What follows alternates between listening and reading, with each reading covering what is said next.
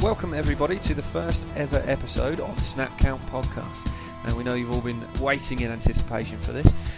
So really this is a podcast about NFL. We're going to be doing news, we're going to be talking about games, a bit of fantasy as well. Today's show is focused mainly on the Super Bowl and the season. So we'll have some awards, very much like the awards themselves. So what we'll do to start with, we'll go around the table and we will introduce ourselves. So I'll start with the big man to my left. Hi, I'm Swedish Dave, and I'm a Packers fan. Packers fan. Hi, I'm Ross, and I'm a Cowboys fan. And I'm Steve. I'm a Chargers fan. And my name is Bob. I will be your host for the vast majority of these shows, and I am a Bears fan. Go on, the Bears! Go on, my son! So we're going to start with last night's game, which by all it was a bit dull. We kind of know it was a bit dull. Yeah. So let's just get into it, really. So, Dave, how did you feel that the game went? I think the game proved the old saying that defense wins championships. Yeah, I kind of agree with you. Definitely. It was a defensive showdown, really, from both teams. I think, with neither offense really kind of getting off the board, particularly. Two very strong defenses, and the Broncos perhaps one of the best defenses in the last 10 years. Since the 2004-2005 Ravens, really. I think looking at the Panthers' schedule, I think it's the first time apart from the Seahawks, they faced a really good defense, and I think it may have showed against how their offense is. Yeah, I agree with you. They kind of, at least against the Seahawks, they got ahead quite quickly, and then, I think that was the key with Denver. They got on top of them early. Yeah, defensively, they stopped them in the first quarter. They did. Got a lead, with a little bit of help from the offense, but again, and that was the key to the game. Well, they moved the chains relatively well at the start of the game. They couldn't finish pretty much the entire game, other than Brandon McManus, who was on form with his field goals, and even I suppose Gaino missing that field goal was potentially a turning point. Yep. It took the morale out of Carolina a little bit. What were your thoughts, Ross? What did you think? It was definitely ruled by the defense, by both teams, Broncos especially, obviously because they won the Super Bowl. Did they? Yeah, I mean the secondary for the Broncos as well. Like you could tell that Newton was looking to throw somewhere and there was no one open. He just didn't. Corners and the safeties just dominated. They did. Yeah, it wasn't necessarily even open. When they were open, no, dropping things all over the show. Yeah, to Ted throw Ginn quick. dropping.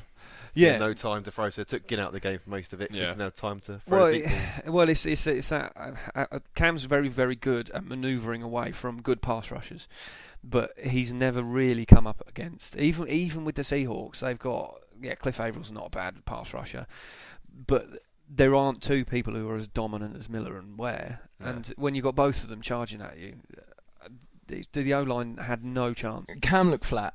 He did. Yeah. I think it shocked him and shook him that he's not come up against anything like that this year. He hasn't. He just didn't know what to do. I think he was a little bit rabbit caught in the headlights. He was, and his O-line didn't help. They really didn't help. No, they weren't good. It's a shame because their O-line has been pretty good, throughout the year. Michael Orr, everybody knows who he is because of the film, but he didn't have a brilliant showing of pretty much the whole time he was at the Ravens. I actually thought he did very, very well at left tackle, and a lot of experts were almost taking a mickey out of Carolina for signing him, and he did a solid job throughout the whole season. Yeah. Filled the gap. He did. For most of the season, He's been solid. It does help that Cam is one hell of a runner, Super Cam. Yeah, exactly. It wasn't the best game overall. Steve, big time for Peyton Manning, really. It's a good way to end. Yeah, I mean, I have got enormous respect for him, even as a Chargers. Although the Chargers actually have got a reasonable record against Manning in his time in Indy and in Denver, but I've got a huge respect for him, and over his career, he deserves a second ring. It's just a shame that it. Not this year. Yeah. They won it in spite of him rather than him. He's by far the weakest year. Oh God, yeah. Because even he did the tail end of last year, he wasn't great. Playoff season he wasn't great last year. But the rest of the season, he was very, very solid. 2013, he was absolutely on fire. I mean, that was his, 55? 55 touchdowns, 5,000 yards. Exactly. He had a beast of a year, and he was bested by a better team when it came to the Super Bowl. That was a boring Super Bowl as well. But it's nice that he won it, and I'm happy that he won it for Peyton because he is an absolute legend of the sport. But there is a party that thinks that Carolina was the better team. Yeah. And they were throughout the whole season. People said that they didn't really come up against anybody who was, a decent team. But you got to think, well, maybe that's just because Carolina was so good that they just made everybody look average, and they kind of did. They kind of did if you think about it. Good enough game. Bit boring. Too many field goals. Dave, who do you, if you had to pick one, whose offense do you think was better out of the two? On the actual day? On the day, yeah. It's tough. Through the air, the Panthers had the edge because they had a few big plays to Ginn and Philly Brown.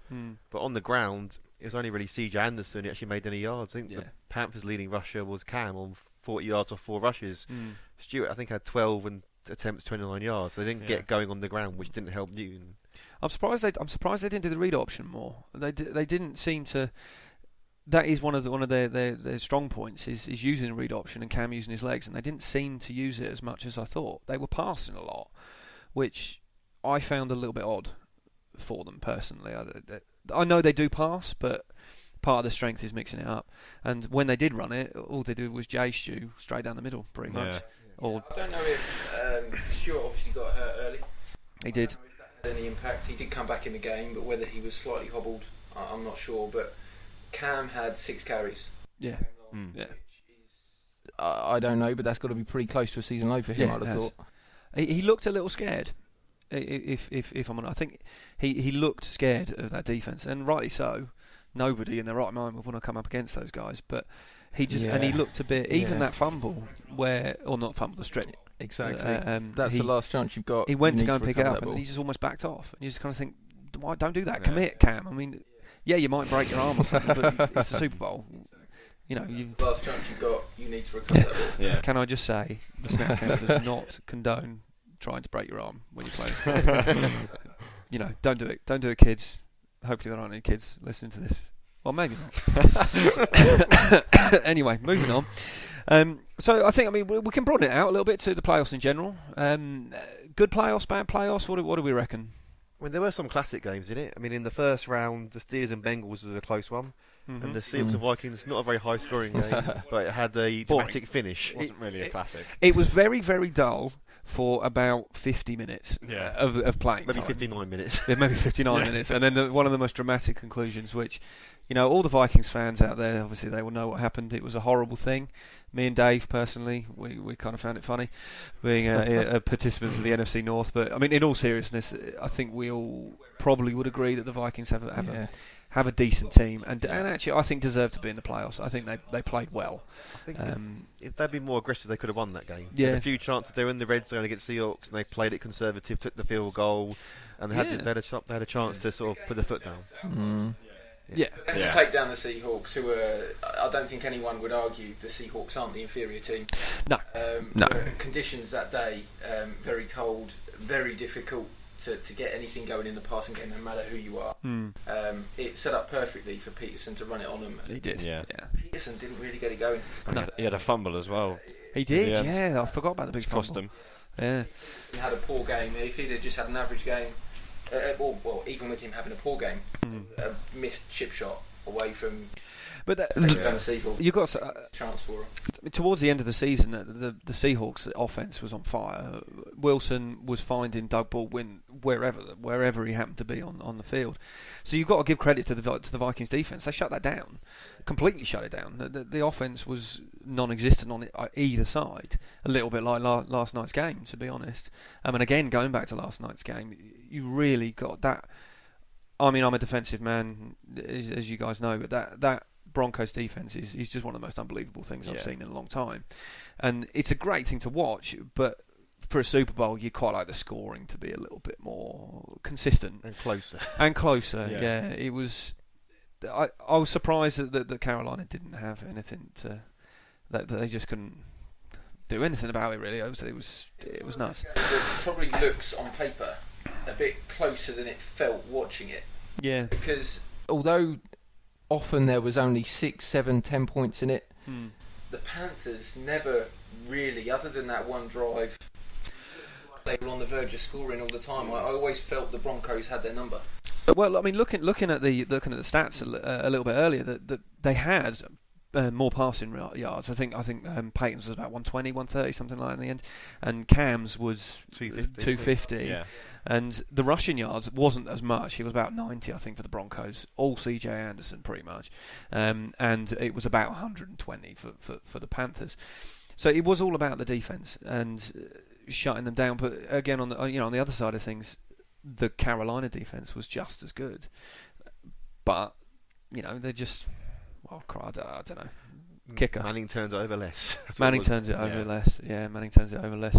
So any other from the playoffs that you guys think deserved a shot, or were good enough to potentially? I think the team that, if you had a matchup of the two best teams, regardless of conference, it would have been the Panthers against the Cardinals, the NFC Championship game. Yeah. Although that turned into a rout.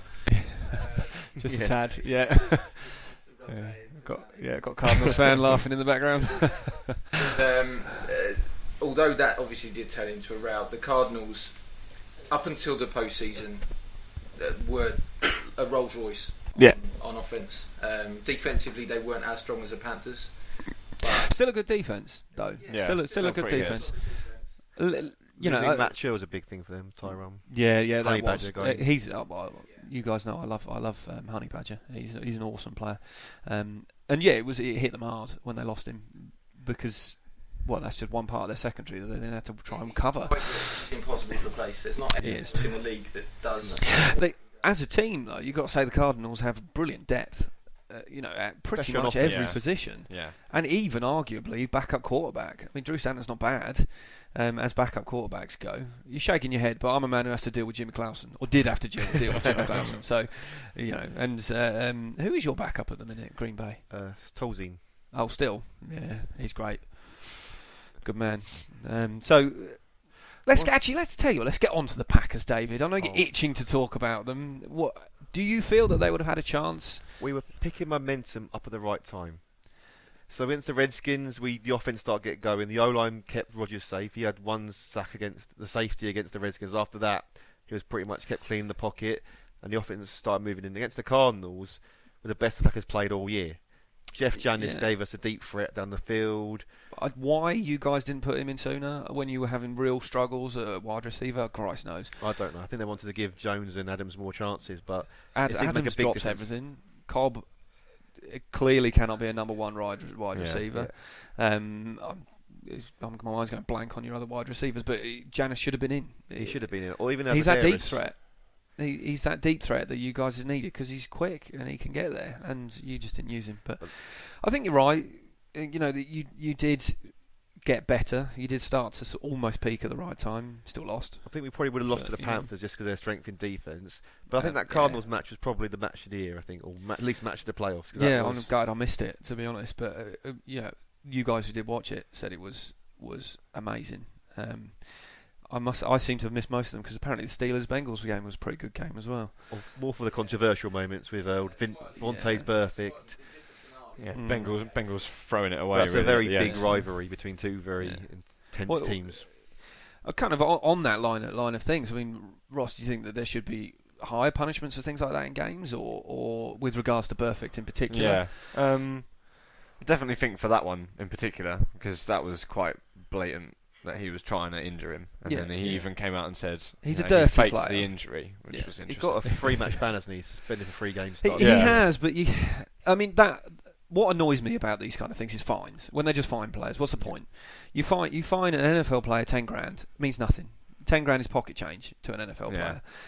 So they will just pay that to then go and headbutt someone else. I think the punishment of losing the game was that was probably well. enough. That was quite good Yeah. that happened. Pac-Man's comments afterwards, I don't know if you guys have seen any of them on Twitter, but they were a little bit excessive. It's a bit too much. Brandon Marshall when he still backed up saying Antonio Brown faked it. Yeah. But he did apologise when Brown missed the crucial... He did.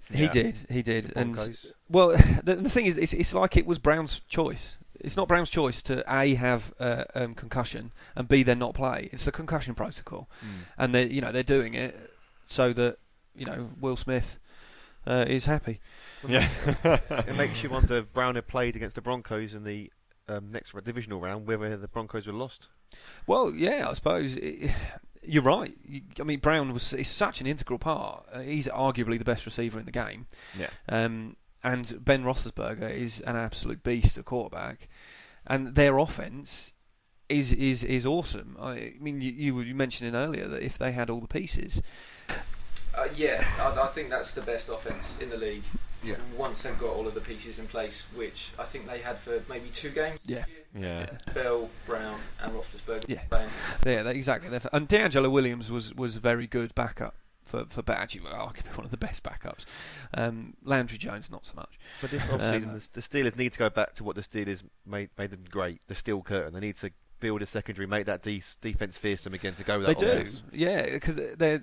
Well, their front seven is all right. It's pretty good. I mean, you've got Cameron Hayward, who's not a bad pass rusher. Young. It is Ryan Shazier. If he can stay healthy, Shazier is an absolute beast. Bud Dupree showed glimpses. Bud Dupree did show glimpses. But their secondary is just not good enough. No, it's not. No, they've got Antoine Blake. He's probably their best player in the secondary. They traded for Boykin from the Eagles, didn't they? Yeah, it's not a great. It's not a great secondary. So yeah, I actually was thinking about it. One of the games that we haven't mentioned, the good old Texans versus the Chiefs. Not the best showing from the Texans. Not very good. No, not. It was ugly, and the Chiefs just took them to town. But again, 2 defensively minded teams. Yeah, true. Making it, and particularly the Texans, who at the start of the season they weren't brilliant at all. Really, second half of the season their defense was dominant. It was really good. Texans staff are worthy of a lot of praise. Yeah. I think really they've, at worst, done the minimum they could reasonably have expected going into the season. Yeah. And you could arguably say they've overachieved getting 9 wins. Yeah. Winning a division, admittedly. A poor division. They made the playoffs, and the Chiefs are not a potential Super Bowl champion. No. It obviously worked out, but they're a good, solid, reliable unit that make a few mistakes. Yeah. You wouldn't expect the Texans, even at home, to beat them. It's just a shame that they had to bow out with such a weak performance. On offense, particularly. So, Ross, what do you reckon? You're the Texans GM. You're coming up to the draft. What are you aiming for? What do you want first? I think they've got to get a quarterback because 4 picks by Hoyer in that game was not good. It's not good. I know the Chiefs' defense is pretty good, but still, that's pretty bad. It's quite bad. Just something on offense as well. Like the run game isn't great. I mean, they've got Blue, who did all right in that game, but it didn't score. They do. With Foster looking like he's moving on. They need somebody to pair up with D'Angelo as well. Yeah, definitely. Him on his own. He's shown that he is an absolute talent, unbelievable talent. His stat line this year, given who he's got throwing the ball to him, and given who is on the opposite side of the field, is incredible. It was very similar to Josh Gordon a few years ago when he had Weedon, Hoyer, and Jason Campbell throwing the ball to him. And let's hope that Nuke Hopkins doesn't go the way that Josh Gordon has gone the last couple of seasons. The problem the Texans have is they're picking at 22, so that means the chances of having one of the QBs there, so they might be better off getting a running back in the first round than taking a punt on someone like, I think it's Heckenberg, who worked with Bill O'Brien when he was at college, so maybe that could be a punt they could take. We all remember what Bill O'Brien said about his quarterbacks in Hard Knocks. He was very keen on both of them. Kind of failed that with Ryan Mallett. But, quarterback, I think we all agree that quarterback is really where they should be going. But you're right, at that draft position, your big names are going to be going to... Well, I mean, your first pick is Titans. They're not going to take a quarterback. But potentially they might trade down. Although they didn't this season. I suppose nobody would have given them the Browns. The Browns. Yeah. Someone might try and jump the Browns. They really want a certain quarterback. Yeah, So but the that Browns need a quarterback as well. So someone could jump over him, or Yeah, even the Browns they might could. trade up to make sure they get him. Yeah. They're worried about it. Well, we're getting a little bit off topic now. Anyway, we're not talking about the draft at this. Any other teams that you guys thought could have had a chance? I mean, for me, I think playoff wise, the two right teams got there. Personally, If Bengals had Dalton healthy, it'd be interesting to see how far they could have got, because they have, even with their ill discipline, they've got a very good defense, and with Hill and Bernard, AJ Green, Jones, Yeah. and they might lose a lot of them in the free agency, so that might have been their big chance. I feel so sorry for Lewis. He's a great coach, and the thing that what people see with the Bengals is that they haven't won a playoff game. What they fail to see is he's got them to the playoffs every year for the past few years, and you just think that is one hell of an achievement. In a tough division with in the a tough Ravens, division, the Steelers, exactly. even the Browns, sort of. Exactly, and Andy Dalton this year has had his best season for a long time, and for the first time, it's not his fault. You know, it's not him that is the weak link, because he has been very strong for most of the season. I think next year both their safeties are in free agency, and I think Sanu and Marvin Jones. They got to make choices about whether they lose some of their receivers or safeties. Yeah, who would you keep out of those two, Dave? Probably safeties, because you can draft receivers in the draft. No, I mean that's Sanu and Jones. Probably Jones. Depends who gets less money, really. They're both not bad though. As kind of from AJ Green, they're both not bad. We've got some bad behaviour going on in the back over there. Mischievous smiles from people. So yeah, overall playoffs are pretty good. Super Bowl pretty disappointing. Yeah. Oh, sorry. We haven't mentioned is the Patriots. Oh yeah, we haven't. yeah. Oh my God, how remiss of us. Oh, those Patriots. The Give them our best to this Patriots. Oh dear. In the Patriots, for the Patriots in this room, but we No. haven't mentioned them. And with Belichick there, with Brady there, they're always going to be relevant. Yeah. But what really killed them this year, I think, is the loss of Lewis and the loss of LeGarrette Blount, Yeah. There's a lot of injuries. which just stripped them of any semblance of a running game Yeah. and put everything on Brady's shoulders. Yeah. Well. We saw last night in the Super Bowl having to go up against that Denver D and beat them and score big points on them is not.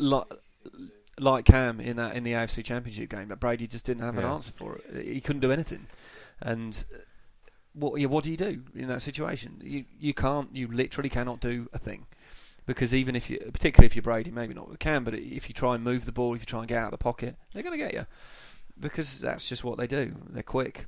Von Miller's legs are amazing. DeMarcus Ware, for an older boy, is just still on fire, and again that front. The defensive line are brilliant as well, with Wolf there and Malik Jackson and everybody in that front seven. A big thing for the Patriots is that defeat to Dolphins in Week 17, because that cost them It did, yeah. And they got pretty close to the Broncos in Denver. So if that had been New England, who knows? They could have done it. Yeah, that's true. They were still without Edelman in the Dolphins game, weren't they? Yeah, he came back for the playoffs. They should have beaten that Dolphins team. Oh, they should have done. That Definitely. Dolphins team was very, very poor. They should be ashamed of themselves. I hate Ryan Tannehill.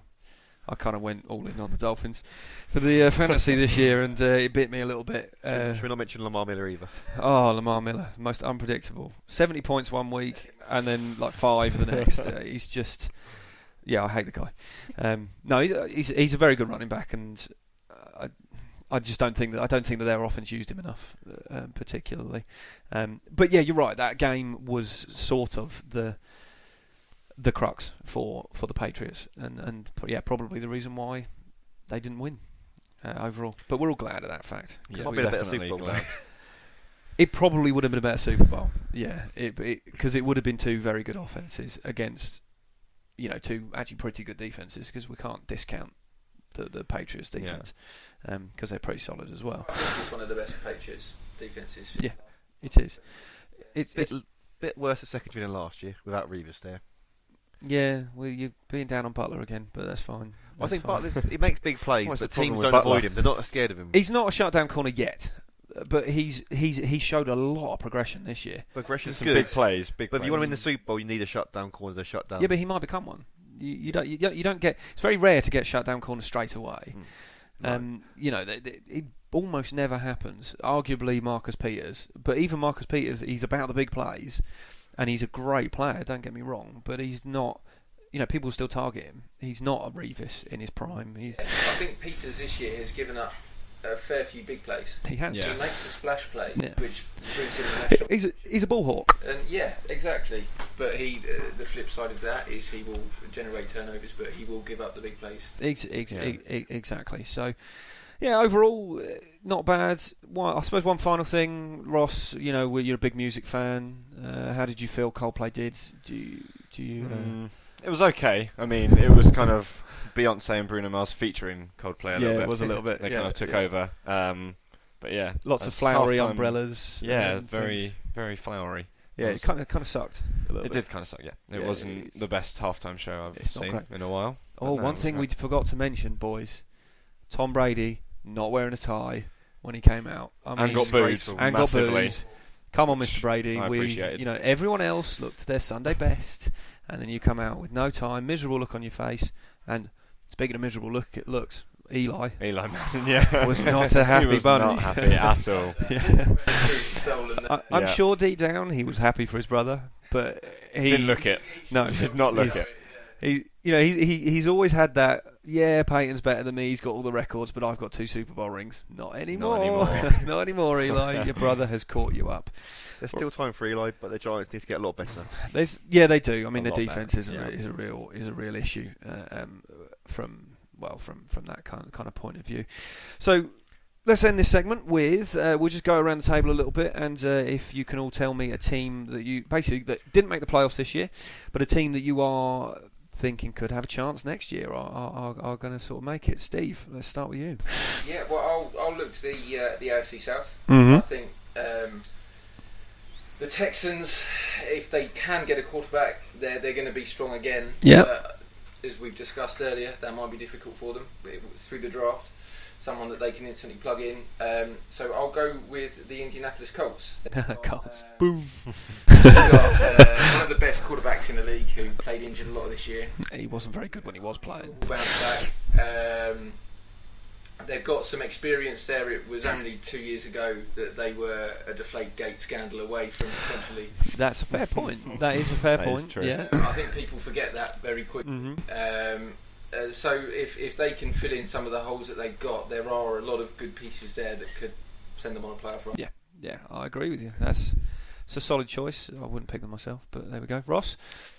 I'm going to counter that, and I think AFC South, Jacksonville Jaguars. I think good choice. They've got very good offense, very young as well, and they just couldn't close out games last year because of the defense. Yeah, but as soon as defense get better, I think they'll be very good. And that's got to be a main focus in the draft for them. Yeah. is getting a defense, because their offense has got not really got many holes. Even the O-line's not bad. Not the best in the league, but not too bad. Yeah. Dave? My choice will please Ross quite a bit. Oh, I think the Cowboys. They'll get Romo back next year. They'll have Dez back. Oh yeah. They've got the 4th pick in the draft, so they want to get a QB to replace Romo eventually, or they could even get someone like Joey Bosa if he drops them to improve their defense. I just can see them winning that division, but then losing the playoffs, because that's what Romo does. Yeah, probably. They'll get all the way and then lose. I'm going to please another one of our team members. It seems like a bit of a love fest in here today, but I'm going to go for Raiders. I a little bit like the reasons that Ross said for Jacksonville. I love the Raiders' young team. I love their quarterback, Derek Carr. He's really solid. Amari Cooper has been outstanding as a rookie this year. Latty Murray is a great running back. Crabtree, very good second receiver. They just seem to have the pieces falling into place. They've lost Woodson, they've lost Tuck. Those are 2 veteran players, but if they can replace them with decent young players, then hopefully, they'll have a good run of it. We'll see. And the Broncos might be weaker next year because they might struggle to keep their team together. They could do. Gone. Manning gone. If they're running with Brock, the Chargers I think that may not be much better. That whole division could be open good up next year. It could open up, yeah, which would be good. Right, brilliant. So that's the first segment done. Now we're going to be moving on. We're going to have a little bit of change of personnel in a second. You guys won't notice a thing because of the beautiful editing skills of yours truly. But we are going to talk about awards. Fantastic. Okay, so we've got a new set of people on around, so we'll reintroduce, I suppose. I'm still Bob, your host, but again we'll start at our left. Okay, yeah, no, my name's Nick and I'm an Indianapolis Colts fan. Boo. I'm Danny and I'm an Arizona Cardinals fan. Don't boo me. My name is Matthew and I'm an Oakland Raiders fan. Yay! We like the Raiders. Okay, so we're going to do some awards. Now, most of them are very similar to the awards that they actually get in real life, and now we've had them come out just before the Super Bowl, which is good. So we are going to... There's a couple that are a little bit there, so we'll just get it going. I'll start with Defensive Rookie of the Year. Ooh, excitement. Ooh. So, third place, we have joint third place with 5 players. So, Leonard Williams, Eric Kendricks, Byron Jones, Stephon Anthony, and Quan Alexander. Each of those got 2 votes from all of us. So there are quite a few different ones there. Second, Ronald Darby. First, as we can all predict, and we all voted for him, Mr. Marcus Peters. Yeah. All happy with that as a winner. Very happy. Yeah, deserved it. Yeah, he was a cracking. Some tremendous performances and a good number of pick sixes. He likes to go for the big plays, really, doesn't he? He loves to go for the big plays, and a lot of the time he gets them. Coming out of the draft, there was a lot of issues to do with his behaviour through college, which led to him to drop. So the Chiefs, they were lucky to actually pick him up, but what a bargain. Was he a first rounder for them? I think he was, yeah. Yeah, pretty confident. We're getting thumbs up from the back. But relatively late, though. Yeah, he would have been a top 10 pick.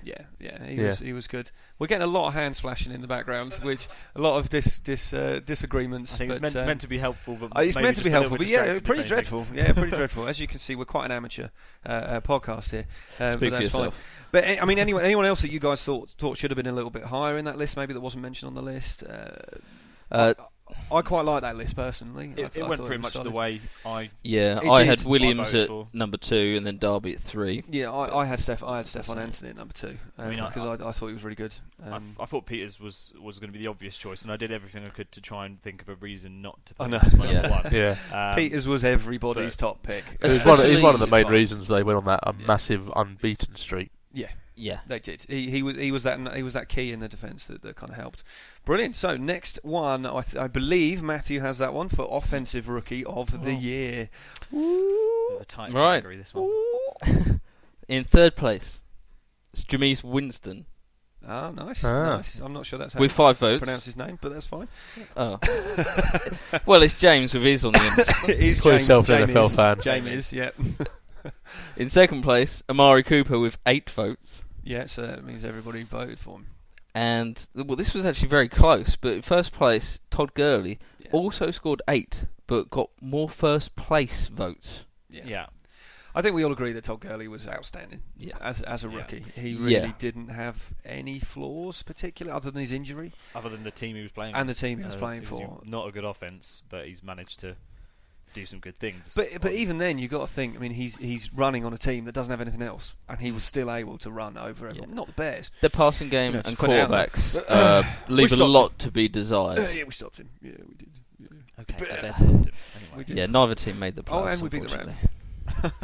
But yeah, like, as you said, they didn't have anything else, so defenses surely would be aiming at Gurley as the man they want to stop, but he still managed to find gaps. Yeah. What Gurley's got is he's just got the speed and the power. Once he gets through a couple of tackles, he's gone. That's it. There's no stopping him. Kind of see a lot of Adrian Peterson in him. Yeah, you're right. Except against the Bears. He could dominate for years to come. Kind of shut down Adrian Peterson as well. But not that we're a biased podcast or anything. Whatever. I'm going to be a biased podcaster because I love them. They're boring. They're rubbish, and Jay Cutler is awful. But I love them. Right, moving on. Defense of the year, Danny. So, defense of the year. We can all guess about who's going to come up. So in third place was the Kansas City Chiefs. Solid defense. 6 votes. Solid defense. Second place was the Super Bowl losers, Carolina Panthers, with 8 votes.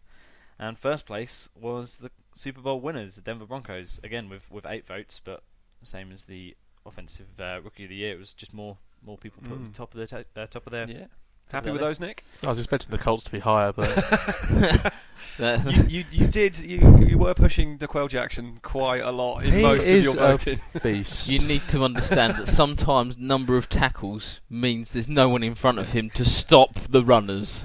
As an example, Mr. Paul Warrilow of the Atlanta Falcons gets very high tackle numbers, but it's because the rest of the D-line and everyone else is awful, and he just happens to be there. He's arguably, I'm sure he's a lovely guy, but he's arguably one of the worst inside linebackers in the league, as it currently stands, other than the ones on the Bears. Yeah, I agree. But anyone else, any other defenses that you thought? I mean, me personally, I put Texans down. Yeah. Texans were very good. I thought they started really, really badly. For me, partly, I think that they were trying too many different things. Crick on the other side of Watt wasn't doing brilliant things. Wilfork was an okay run stopper, but it really started to gel. He's past his prime. Yeah. It's really started to gel when Merciless got his act together, and that right side with Merciless and Watt was, left side, I can't remember what side they play, but that's good, isn't it, for a host? When they started to gel, they really look good. I'd just like to say that I would never put the Texans on there purely because they drafted Clowney and he's useless. That's just my opinion. He is. He's good at sitting on a physio bench. Yes. He's good at picking up his paycheck and not getting out on the field. There's actually a lot of experts now are saying that if you do go back and look at his college tape, he had a few massive plays which were awesome, but if you look at it as a whole, he wasn't amazing. I question his desire. I question his desire as well. I agree. I'd like him to respond to me, but I doubt he will. Why don't you hit him up, give him a phone call. It'll be fine. We'll get him on the line. That's bold for the first podcast, expecting a response from a You never know. You never know. Player. Look, he might listen. He might, he might be a Broncos fan. We found out that we have a lot of Broncos followers, which is a little bit odd. No Panthers in the UK anyway. No Panthers followers last night, but a lot of Broncos, and we thank you very, very much, you Broncos fans out there, because you made it a very interesting evening for us, which is good. To the defense, I do think it's Cardinals and Seahawks are both deserve of a shout. That's a fair point. It's a fair point. They may have got a few votes here or there, but I think they probably did. Yeah, I think they did. Certainly Seahawks did, and they were just behind the Chiefs. But I think a lot of us saw that 11-game run or 11 or 12-game run that they had, which was just it was outstanding. Yeah, and the Seahawks have dropped slightly since the previous 2 years as well. Yeah, I think, they have. Again, they started to pull it together. They set themselves a high bar to match. Yeah, they did. So next one, offense of the year. Okay. So, third place, we have the runners-up to the Super Bowl, the Panthers, 6 votes. 6 votes, solid. Second place, Steelers, 7 votes. Oh. And first, the Cardinals, with 8 votes. Danny's team. Well, we'll very happy with we'll that. throw it over to you, Danny, then. What do you think about that? I myself voted for those 3 teams, but not in that order. I thought, as they showed in the playoffs, that the Panthers had the better offense because we, as in the Cardinals, just did not step up to the plate. Mainly Mr. Carson Palmer. But I won't give him too much hard times because he had a good season. He had a great season. Let's be honest. Yeah, absolutely. He was definitely better than everyone expected. And Fitz was back to form. Fitz had an outstanding season. They got a lot of weapons. Yeah, and the rookie David Johnson had. Once he sort of took over. Going back to offensive rookie, he was on my list for offensive rookie, David Johnson. I would have liked him to have been in it for me personally because I did think he was fantastic. The thing is, he came too late, didn't he? It was last 4 or 5 games that he had a real standout. Well, they were trying to find their feet as well because they were playing CJ2K quite a lot. Who, to be fair, was doing very well. Again, Andre Ellington was healthy for some portions of the season. Yeah. And it was only really towards the end that they actually figured out, hang on a minute, David Johnson's not bad at what he does. I think there were a lot of good offences. Remind me who's number 2? So Steelers. Yeah, Steelers. The thing with the Steelers is they're very dependent on how big Ben is. If he's out injured, they're a completely different side. They're explosive. Yeah. They got big plays, any play from a number of people, but injuries crippled them. Yeah. Which actually says a lot, seeing as 7 of us put Steelers down despite the injuries. And again, that harks to the depth. I think we said before in the earlier segment that D'Angelo Williams stepped in Yeah. for Bell really effectively. Good running back, but arguably past his prime. Didn't really light any fires at Carolina, but outstanding. Even a wide receiver. I mean, you've got Bryant and you've got Brown. Yeah. Brown arguably the best in the NFL. Yeah. But even Wheaton stepped up Exactly, when those yeah, two kind Wheaton. of fell back. That's really good set of three receivers, and Heath Miller is a kind of standard tight end. He's not amazing, but he does his job. Yeah. He does his job effectively. Yeah. And I suppose it's only the defense really that they need to sort themselves out on, but not bad. Oh, the big one. We like this big one. Coach of the year. Who's the big man going to win it? Coach of the year. Coach of the year. We should have a drum roll or something, but nobody has any drum. So this is Coach Got of it. the year in third place. Andy Reid, Oh. Kansas City Chiefs, got 4 votes. Second, Bruce Arians, Cardinals, Cardinals again. 7 votes. And the winner, only by 1 vote, Ron Rivera, Panthers, 8 votes. Yeah, that's. I wasn't surprised that Ron Rivera won it. I mean, obviously, I went through them all and I looked through all of the votes, and yeah, everybody went for Ron Rivera. He was just, that team has been outstanding. Surprising no Super Bowl winning coach in that 3.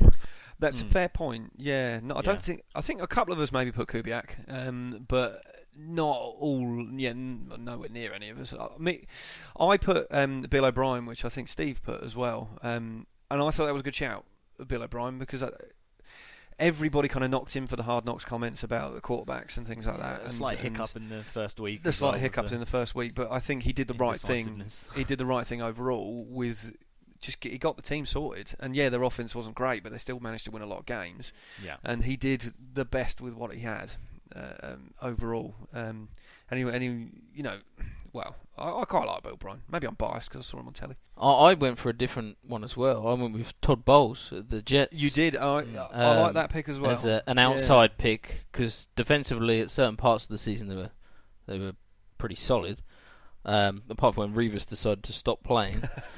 Cromartie was shocking. Cromartie was bad. Yeah, Cromartie was bad. But offensively, they managed to get something out of like Fitzmagic with Marshall. They had something going on there. Yeah, even Eric Decker stepped up this year. Yeah. Well, Decker's always a very good WR2. He's solid. He gets that one touchdown a game, and he's solid. But we had this conversation at the start of the season almost, where we were trying to find holes in the Jets team. And other than maybe saying that Fitzmagic isn't a great quarterback, there's no other holes. Really, their run game is good with Chris Ivory and Bilal Powell. Their receivers were playing really well. Their defense is pretty outstanding. Yes, Revis wasn't great, but just the fact of having Revis on the pitch, pitch, whatever.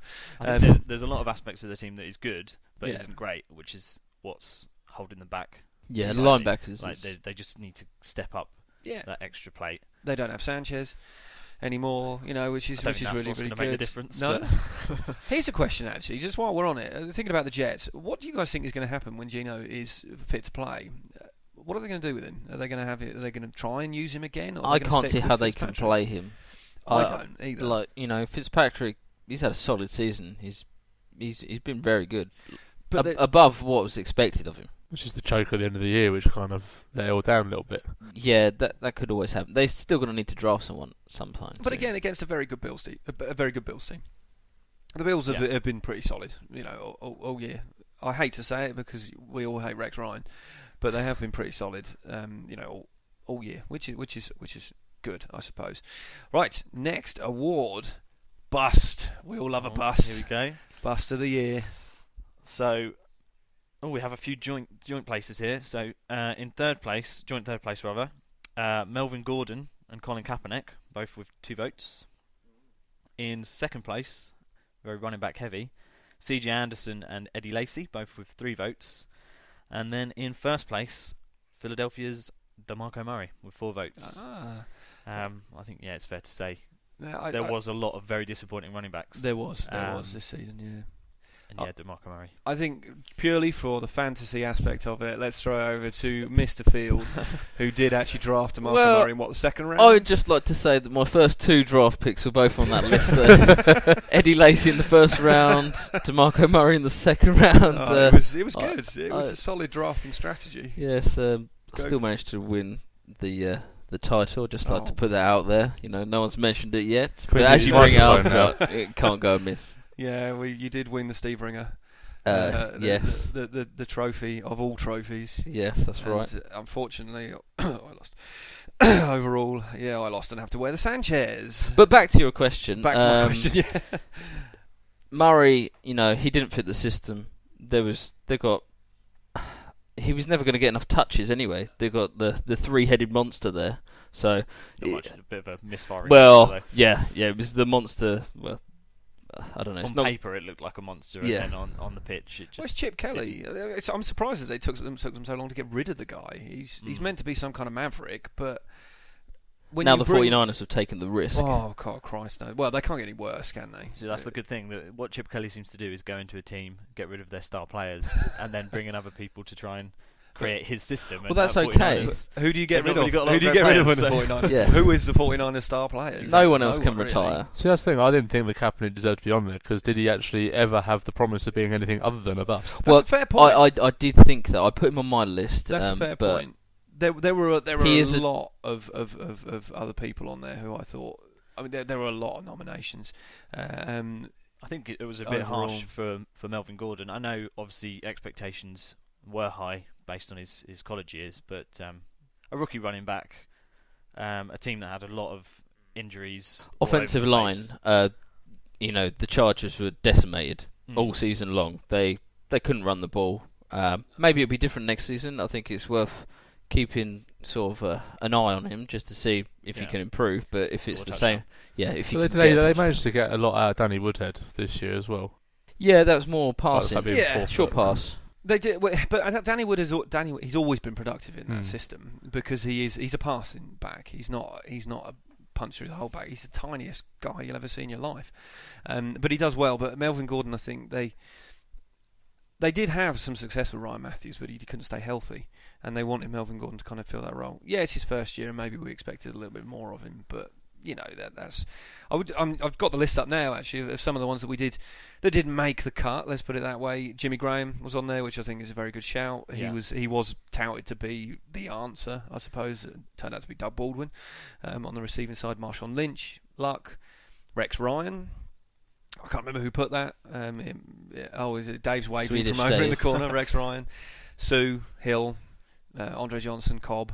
I put Cobb because he burned me completely. I'm surprised Andre Johnson wasn't higher. Actually, he did the only game he had any good on was against the Texans. He was meant to be. He was meant to be actually good. People were touting him to be very good with Luck, and both Luck and Johnson didn't really have very good seasons. Luck had 5 or 6 games, then was out injured for the rest of the season. It felt like Johnson and Gore had both gone to the Colts with thoughts that it might lead them to their last chance at a Super Bowl, and it just didn't happen. I think at one point we were favourites for the Super Bowl this year, and turned out to be second favourites for our own division. Well, when you put a lot of your faith in two, I was going to say elderly, not elderly at all because they're about my age, but older players. We all know that Frank Gore is going to outlive everybody. That's what Frank Gore does, but he's not the answer at running back. He's too old, and he looked it. He looked a bit old. He was a bit battered this year. He was as well. a bit battered. Yeah. Right now, we're going to move on to the surprise category. Now, there are a lot of third places on here, so take time, Nick. Oh God! There's about 15 of them. Is there a winner on here? There is a winner. There is a winner, but there's a lot of them. So read them all out. In third place, all with one vote. Tyrod Taylor, Tim Hightower, Marcus Peters, Larry Fitzgerald, Josh Norman, Jay Cutler. There's Jay Cutler. Why Jay Cutler? Because I put him. Because he's a Bears fan. Because I'm a Bears fan. That is such Dion a Lewis, I'll explain why. Dion Lewis, D'Angelo Williams, DeAndre Hopkins, Carson Palmer, Cam Newton, very low down, Brandon Marshall, and Andy Dalton. In second place, both with 2, Darren McFadden, Gary Barnage, Devontae Freeman, and David Johnson. And our winner is Doug Martin with 3 votes. Which I overall I think was a good. It was a bit of a, as a category, surprise. Effectively, was people who you didn't think were going to do great or didn't have high expectations for, and actually pulling their finger out. Really, I'm going to explain my Jay Cutler thing. Now, I'm very, very up and down. Like most Bears fans, I'm very up and I have a love-hate relationship with Jay Cutler. Sometimes I love him this season. Sometimes I hate him. every other season. Well, no, the first season that he was with Mark Trestman, he was fine. But anyway, it's more about the fact that a lot of the things that I didn't like him for, his movement in the pocket, his tendency to panic and throw long passes when he could easily throw short ones, he seemed to fix. He had control over the team a lot better than he did before. He worked really well under Adam Gase's offence. Well, I suppose John Fox's offence, but he worked really well. And I'm actually, touch wood, a little bit excited about what we can do next season. So there you go. I've said my Jay Cutler piece. You all talk about whatever the hell you want. That's fine. Yeah, I don't think he should be on the list. No, I think that was a generous vote. I'm surprised there's quite a few names in there that are lower down than I was expecting. Cam, for one, having a breakout season when he was when he was kind of said to have had his main weapon out from the start of the season. Well, I think they finished so well in the season before, and he just sort of kept it going. So I think he's shown he could do it. We all knew he was a good player. I think that was it. I think that was the thing. Nobody thought he was going to be bad. It was just the situation. And it was effectively he was a good player who turned out to be great, as opposed to, or even a great player turned out to be amazing, as opposed to, we thought he'd be rubbish and then he was amazing. So I think that's why he was low down. But what about the Duggernaut, Danny? Yeah, I mean, I didn't actually vote for him myself, but if we're going to jump back to sort of the fantasy world, I did draft him as a as a sort of leap of faith. He did very well for me until I was sort of forced through injuries in other positions to trade him away. But no, he had a fantastic season. I believe it was a contract year for him. Yeah, I think so. Which I think was one of the reasons why I gave a punt on him, because that everyone loves a contract year. Spring people to life. But no, he's done very well in that offence, and he was looking like the player that he looked like a few years before, and not the player that he looked like the previous season. Yeah. I think he definitely was a surprise, but I think maybe I just overlooked him from the fact that I did as well. I didn't vote for him. I had him down as my number one. Oh yeah. Yeah. So, or two actually. Well, from that point of view, how do you think that? Do you think that he's going to be able to do it again? Well, or is he going to go downhill again? No, he's never done it twice in a row. No. So I fully believe next season avoid him on your fantasy draft. Is this a sneaky tactic? Yeah, so that he is falls to you in the late rounds. Is that a Matthew Field top tip? Yeah, top tip of the day. Avoid Doug Martin next year's fantasy draft. That's the reason I went for Darren McFadden number one, mainly biased because he was on my team, despite the fact how bad my team did. But he stayed injury free and was turned into the RB1 in a Cowboys team where they had 17 running backs at one point. Yeah, something like that. Well, it was at the start of the season. It was Joe Randall. Everyone was Joe Randall. And then he turned out to be a douchebag. Don't come and kill me, please, Joe, because you seem like the kind of person who would do that. Not that you'll listen to this, but anyway. But yeah, you're right. There was running backs coming out of the aisles. We need to move on. We've talked about that for long. Defensive MVP. Who's got that one? Oh yes, that's me. So these are the big ones. These are the big awards. Okay. Third place with 3 votes is someone very close to Danny's heart. Oh, I know. Would you like to hazard a guess? Is it going to be the Honey Badger? It is indeed the Honey Badger. Third place. Yeah, maybe. Second place is someone who I'm a big fan of. I've got 5 votes. I'm only going to say his first name. As well. Oh yeah, go on then. Khalil Mack? No. Oh, okay. I thought it was the Raiders player. No, Luke Kuechly. Yeah. Luke Kuechly. Fantasy talk again. And that leaves first place, 6 votes. JJ Watt. It couldn't be anyone else, really, could it? No. Well, yes. Okay, it could. There's a couple of big names missing from that. There are. Well, I'll read out the lower downs because I kind of agree. I've said it quite a few times. JJ Watt, he wasn't. He was still brilliant, but he wasn't, for me, as good as some of the other players. So lower down we had Josh Norman, Marcus Peters, Von Miller, Aaron Donald, each with 2 votes, and then Khalil Mack with 1, and Aqib Talib, I don't know, voted for him with 1. I think it might have been Ross, but I don't know why. Gary. No, it would have been Gary. Not but bad. For me, Von Miller should have been up there, and even Khalil Mack. I voted Mack, obviously. Of course you did. It may have been that he got overlooked. I don't know, what were your thoughts, Nick, on it? Josh Norman, I think I had fairly high on that. JJ Watt, he's a beast. He's always going to be a beast. Yeah. He's never going to have one season good, one season bad, because he's just too big and too aggressive. And quick as well for someone. For the size he is a very fast player. But he's the best player in a Texans team where there's not many other big names in it other than Clowney. I thought Clowney. He didn't really do very well. I think Luke Kuechly was better overall for me. Should we just stick with Luke? Luke. Yeah, Kuechly. I think we'll just stick with Luke. Yeah, going forwards. Surfer dude. Just Luke. And just Luke, I think. Luke. Yeah. The perm. Yeah, we could go with the perm. Describe him. But he's the best inside linebacker in the game. He's the best linebacker in the game. He's outstanding in that. Since he's been drafted, he's been all pro every year. Yeah. So he's been everywhere, and I do think it's close. JJ Watt is a beast, like you say. Although my reason for putting Mac on there was because he was voted to the All Pro team at 2 different positions, which is first time ever. That's true. That is a fair point. Not even like JJ Watt's ever done that. So and it's similar that's my reasons argument, because he was why not I very good at QB. put one of my votes for the Honey Badger because although he's a safety, he was used all over the defence. Well, you and me, I have a bit of a love affair with Honey Badger Yeah. as well. I think he's an outstanding player for the same reasons that you do. He can play safety, he can play corner, he can even play linebacker for some plays. He can rush. He's had a great season, and I think your defence missed him when he went out. Would they have had a better chance against the Panthers if he played? Quite probably. I think Quite it was probably. our offence that was the main problem in that game. But let's not go back into that. You're not sad about it at all. Not bitter about it at all. No. We've always got another year. But I think in regards to Von Miller not getting as much love, I was thinking about my votes the other day, and I think I kind of saw the Broncos as a machine. The defense was solid, and it wasn't really until the playoffs that I noticed that Von Miller was sort of the standout. Yeah. Because he did definitely step up that extra step, I think. Yeah. Especially against the Patriots and then last night. That's a fair point because if you take JJ Watt, he's an individual because of the rest. I mean, their defense is pretty good, but they're not stars. But the Broncos as a unit were just outstanding, as you say. Right, next one, offensive MVP. I've got that down here. So in third place we have Antonio Brown and Adrian Peterson sharing the honours with 4 votes, both with 4 votes.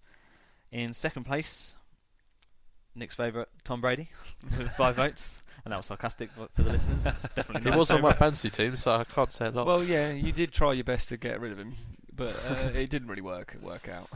And then first votes, it seems we agree with the professionals, Cam Newton. It's got to be Cam. It couldn't be anyone else, really.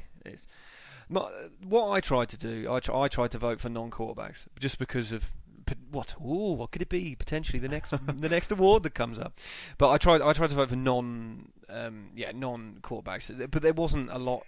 Lots of people voted for Cam and Tom. Lots of people voted for Brown and Peterson. And then it was Carson Palmer, Nuke Hopkins, ODB was on there. I imagine that was you. It wasn't actually. Oh, was it not? Oh my God. I had Cam, Brady, and Antonio Brown. Oh. Well, there you go. So you got. So I think I might have matched that. Just for the listeners out there, a little bit of background story.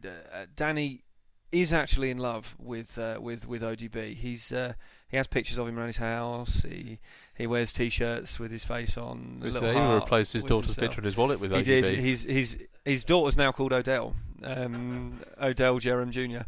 And it's getting a little bit creepy, to be honest. He has a restraining order, so just back off. This is his fiancée I feel sorry for. Yeah, I know. Sorry for Odell because he's coming to London next year. What, because you're going to be stalking him? Is that because you've already got the basement set up with the chair with the chains? I'm a fan of the wide receiver position in general. Yeah. It's my position. It's my position. And I think he makes good plays that wow people. Wow. Wow factor, yeah. It's things like Oh my God, you look so good. Do you like his hair? I'm not so keen on the hair. His hair's ridiculous. Do you like his attitude, his temperament? I had no problem with his attitude in his rookie year, but the Panthers game definitely. the whole Josh Norman thing. Yeah. It's just dangerous. He just didn't deal with. I know, obviously they very well at all. Yeah. Well, it was the diving headbutt that he did on Josh Norman out of nowhere was uncalled for and childish, really. Yeah, and I think that might be part of it is that he's still a young player. Mm. And I'd like to think that he's going to learn from that kind of mistake. You'd hope so. He probably won't. If not, then I don't think his career will go as well as it should. Well, apparently, there was that whole thing about training camp, wasn't there, where he didn't like people taking the mickey out of him or hitting him too hard and things. You grow up, you're in a sport. But he is a great player. We can't deny that ODB is a fantastic player. We'd all love him on our respective teams. So we can't deny that really. I do think though, in terms of if a wide receiver is going to be on this list for potential offensive MVP, it should be Antonio Brown ahead. Yeah, definitely. Yeah, he can do everything. Yeah. Although he did have a bit of a lull with Landry Jones. A little bit of a lull. Well, most wide receivers have a lull with Landry Jones. That's a fair point. He definitely wins it in terms of touchdown celebrations, though. Oh, what, the goalpost one? Why would you do that? Why would you do that to yourself? Trying to sort of clamp round it, but I'm guessing he's got children or wants children or just. Not having any more. He's not having any more. No, he's not having any more. Right, last award. Then the honour goes to Nicholas for MVP. Okay. No, okay. No ties this time. Okay, third place we've got Luke Kuechly with 3 votes. Yeah, go on, Luke. Second place we've got Tom Brady with 4 points, and I think we all know the winner, Cam Newton with 7 votes. Now, see, the interesting thing about that is somebody, I don't know who, didn't vote for Cam. Because otherwise he would have 8 votes. So I don't really understand how that happened, but there we go. That's just a bit of an oddity. But we all knew it was going to happen. He won the MVP for the actual real life ones that matter, and not these odd ones. But he has been the most outstanding player. He's carried a team that's really full of average wide receivers. Oh, at best, average wide receivers. Well, I think when I heard about the Benjamin injury at the start of the season, I pretty much wrote the Panthers off. Yeah. I think most people had done. Yeah, most people did. Yeah, we're looking at a top 5 pick here. Yeah. I know he's still got good defence, but It does help him the fact that he can make as many runs as his running backs can do, if not more. He's the best rushing quarterback in the game. You got Russell Wilson, but Russell Wilson's small and quick. Cam's just massive, and you can just see it when on the 4th and 1s, not 4th and 1s, but on the 3rd and 1 situations, no one could stop him. He just bowls straight through the middle because he's huge. Other than the Broncos, Superman. He does. Yeah, most people voted for kind of those 3. To be honest, there was Adrian Peterson had a vote. Josh Norman. Personally, I voted for Gronk. I've made this argument to you boys before. For me, I think Gronk is a more important part of that offense. I think Brady does struggle a little bit without Gronk. Brady is one of the best quarterbacks, if not the best quarterback of all time. But Gronk is by far the best tight end of all time. He's just outstanding, and when he's not there, they miss him a lot. He does. Yeah, I mean, you saw the lull the Patriots had when he was injured. Precisely, and you've got to think 2 seasons ago, the 2013 season, when Gronk was out for most of it, Brady wasn't very good. He was very average as a running back, and they didn't do brilliantly. It was a surprise to see Luke Kuechly on the top 3 and not JJ Watt when it was the other way around in defensive MVP. Yeah, there was a little bit of inconsistency. let's be honest, but we're getting there, sort of. But I think overall we agreed mainly with what the world said, what the NFL said. We gave the awards, and I think even last night during the game, I think we would all agree that Von Miller deserved the MVP for the game. He was by far the best player, and exactly. He was outstanding. Good job, boys. I think overall it's not a bad start to the season. Considering we are very, very tired, we've not had a lot of sleep because Dave snores quite loudly, and Ross can't work out to turn his alarm off. But it's been a good start. Going forward, we will be doing the podcast once weekly, so we will be back. It will be available next Wednesday. Next week, we are going to talk about all-pro teams. So we have each done our own all-pro teams. So we've got an offense, defense, special teams. We'll have a little chat through with the gentlemen who are going to be here. Thank you very, very much, boys, and the boys who are sat on the sofas quite rapidly falling asleep. And we will see you lovely, lovely people in a week's time.